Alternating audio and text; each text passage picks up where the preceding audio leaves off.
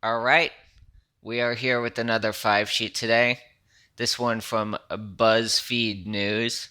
Remember, the five sheet is an objective document that can be used by anybody to look at a news article and extract whatever useful information there is in here.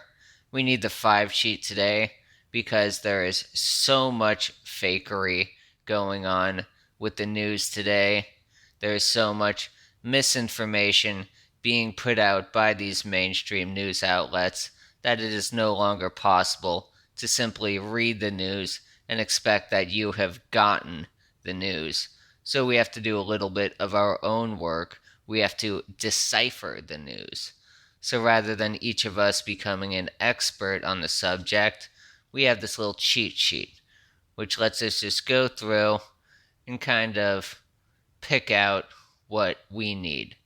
All the important stuff in a nice, easy to use format. So, starting out with the title as they write it, Amazon is booting Parler off its web hosting service. That title, is it a fact or opinion? I think that's a fact.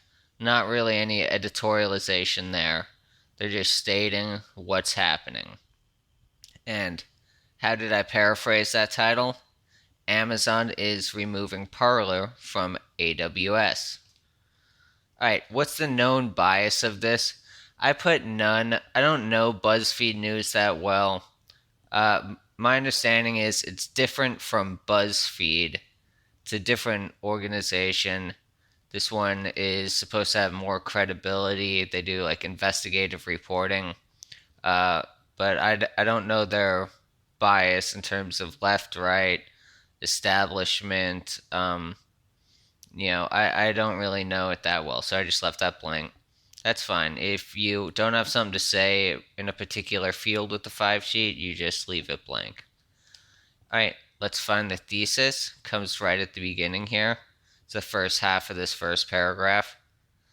Amazon notified Parler that it would be cutting off the social network favored by conservatives and extremists from its cloud hosting services, Amazon Web Services, according to an email obtained by BuzzFeed News. So that too, I think, is a fact. You could argue that favored by conservatives and extremists, that's a little bit of editorialization right there. There's a bit of opinion mixed in with that. And I would agree there's a little bit mixed in, but it's still small enough that I think we put that within the category of fact. If you fill out your own five sheet on this, you can do it differently. So I paraphrased it.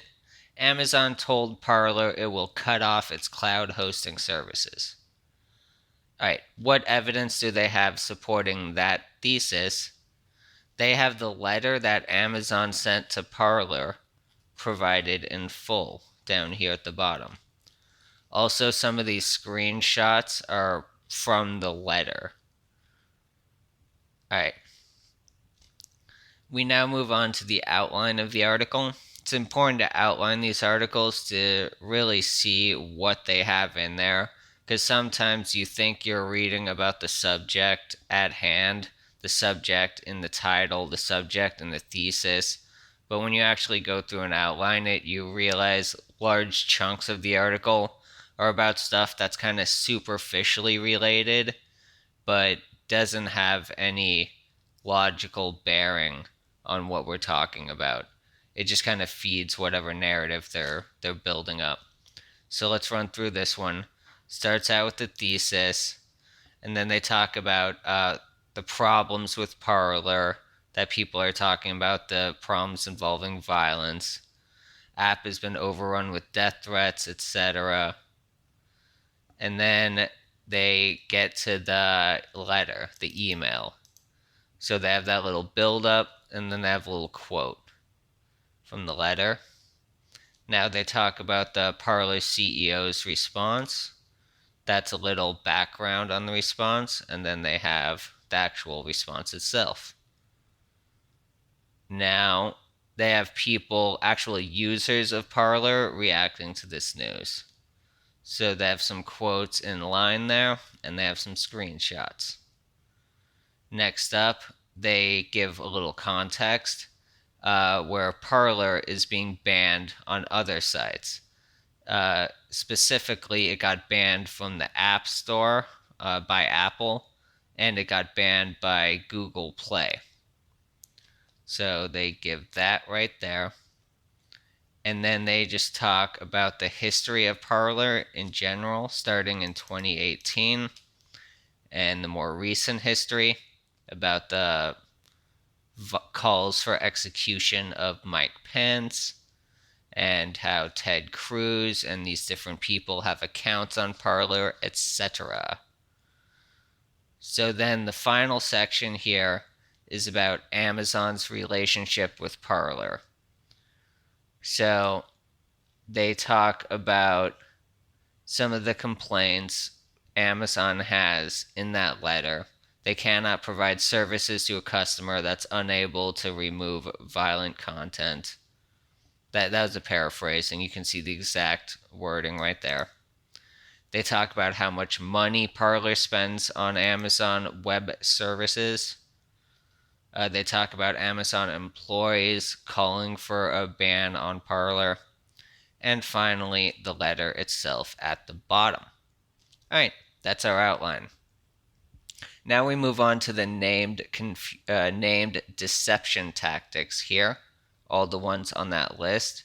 Remember, there's a glossary if you want to see the definition of those. That's linked in this video, as it is in every video.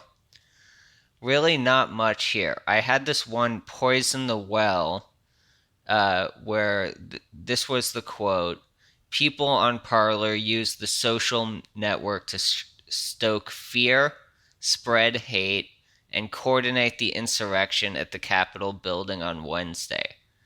So you might be able to say that qualifies as poison the well, but it's a stretch.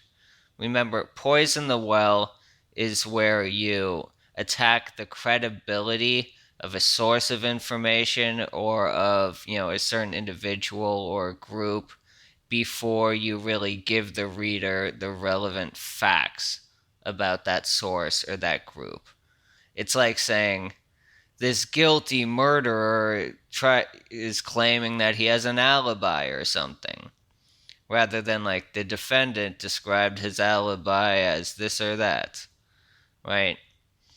So this language here is a little bit conclusory, where they're saying they did use it to stoke fear, spread hate, and coordinate the insurrection, and they describe it as an insurrection. So that's all bordering on stating an opinion as fact. And this comes right at the beginning. So that falls into the category of poison the well, where you're stating your opinion, your conclusion, as just a fact right at the top before people read any further, so it colors their understanding of anything below it. But you could also say that they're just stating facts that are already known. So that one's kind of borderline.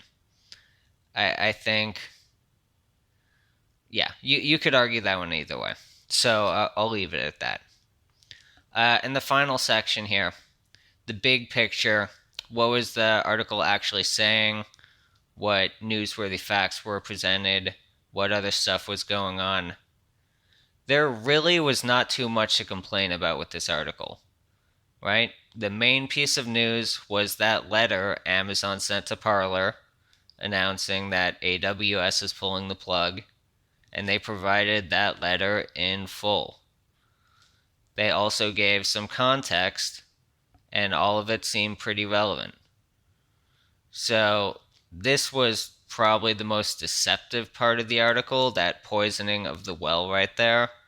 And again, it was a stretch to say that that was a piece of deception. It's kind of borderline whether it was or not. So that's what I got for this one. Feel free to leave anything in the comments if you thought I missed something on this article.